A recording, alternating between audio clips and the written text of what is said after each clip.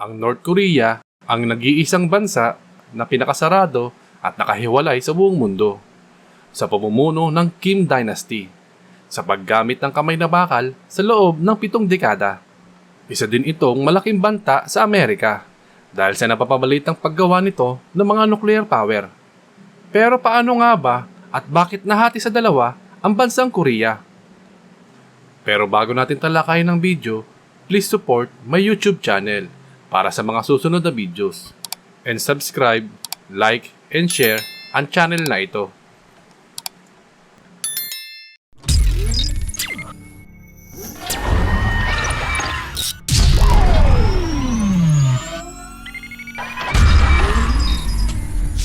Nagsimula ito noong World War II. Ang bansang Japan na kaalyado noon ni Hitler na halos masakop ang buong Asya. Kasama na dito ang Korean Peninsula. Bago matapos ang taon ng pakikipaglaban, 2 bomba ng atomic ang pinasabog ng Amerika sa Hiroshima at Nagasaki. Kasabay nito ang pagtalo ng Soviet Union sa mga Hapon sa Manchuria na lugar ng China para tuluyang sumuko ang bansang Japan.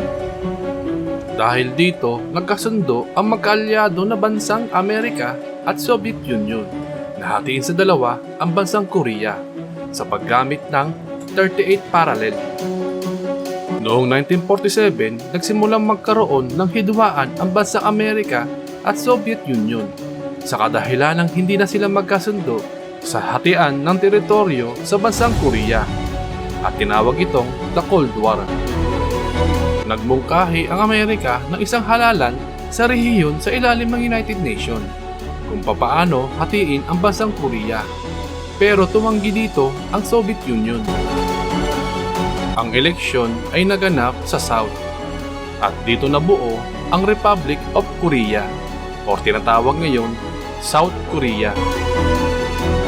Sa North naman, ang dating communist leader na si Kim Il-sung ay sinuportahan naman ng Soviet Union para tumayong leader.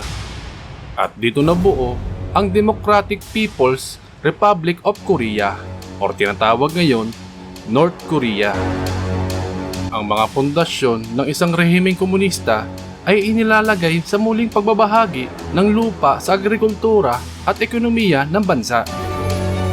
Dahil dito, mabilis tumaas ang tensyon sa pagitan ng dalawang bagong republika na may maraming mga insidente na naiulat kasama ang border ng kanilang pinagdudugtungan.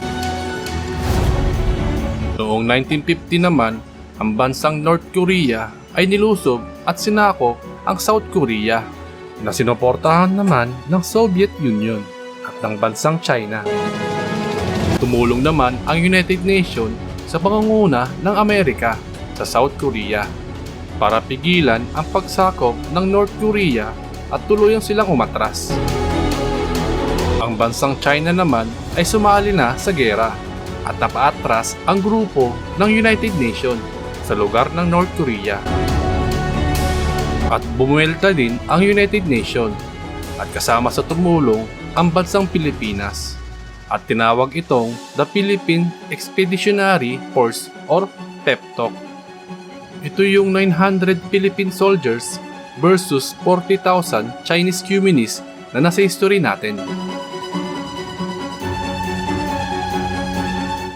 Ang Korean War ay tumagal ng 3 taon sa pagitan ng 1950 at 1953 at umabot ng 3 milyon ang mga namatay sa gera na ito.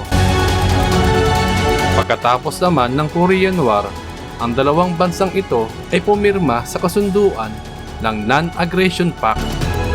Dahil dito, nagkaroon ng bagong border sa pagitan ng dalawang bansa na may haba ng 250 kilometers at 4 kilometers naman ang lapad nito. Simula noon, ang North Korea ay naghigpit sa mga papasok sa kanilang bansa at nag-focus sila sa kanilang industriya at agrikultura upang makamit ang sariling kakayahan. Ang pag-unlad ng North Korea ay umangat sa isang punto kung saan ang ekonomiya ng bansa ay naging pangalawang pinakamalaki sa Asya, sumunod sa Japan. Gayunpaman, unting-unting kinuha ni Kim Il-sung ang lahat ng kapangyarihan at tinanggal ang anumang uri na oposisyon laban sa kanya. At nag-develop din sila ng mga gamit pangdigmaan. Bumuo din sila ng isang elite force of commando noong 1968 para i-assassinate ang president ng South Korea, pero hindi sila nagtagumpay. Noong 1980 naman, nanalo ang Seoul sa South Korea para maging host ng 1988 Summer Olympic Games. Ang bansang North Korea naman ay nag-request na mag-participate sa tournament na ito, ngunit tinanggihan sila ng International Olympic Committee. Kaya sinubukan ng North Korea na isabotahe ang mga laro sa Olympic Games sa pamamagitan ng isang pag-atake ng terorista sa airport ng Seoul at pasasabugin ang isang eroplano ng South Korea sa ibabaw ng Andaman Sea na malapit sa bansang Myanmar. Noong 1991 naman, sa pagbaksak ng Soviet Union sa paghati-hati ng mga teritoryo at naging Russia na ito. Ang bagong tayong Russia ay tuluyang bumitaw sa North Korea at nabawasan ang kapangyarihan ng bansang North Korea. Kasabay nito ang pagbitaw din sa kanila ng bansang China para mag-focus na lang sa kanilang ekonomiya. At ang bansang North Korea ay tuluyang napag-iwanan. Sinubukan din ng bansang North Korea na makapag-ugnayan sa Amerika. Ngunit hindi ito pinapansin ng Amerika. Sa takot ng bansang North Korea, natakihin sila balang araw, kaya nagpalakas ang mga ito at gumawa ng mga sandata pandigmaan. Sa pamumuno ni Kim Il-sung ng 22 years sa North Korea, ito ay namatay. At agad naman siyang pinilitan ng kanyang anak na si Kim Jong-il. Kasabay nito, ang bansa ay dumaranas ng taggutom at humihingi sila ng tulong sa ibang bansa. At marami namang mga bansa ang tumulong sa kanila, kasama ng South Korea at Amerika. Noong 2002, sa September 11 attacks sa Amerika, ang bansang North Korea ay nangamba baka sila ay madamay sa galit ng Amerika sa mga terorista.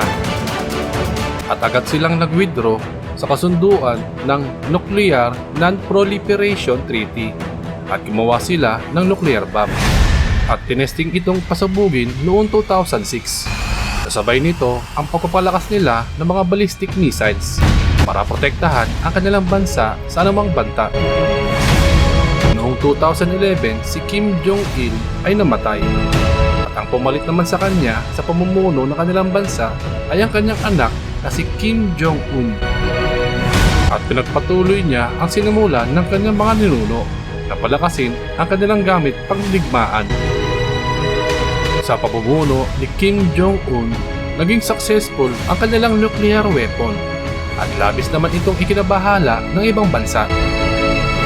Dahil sa kanilang paglabag sa paggawa ng nuclear weapon, binalaan naman sila ng United Nations na hindi sila tutulungan kung sakaling magkaproblema sila. Nagustuhan niyo ba ang ating kwento? Please comment below at abangan ang mga susunod na videos. Ito ang Troy PH TV. Salamat po.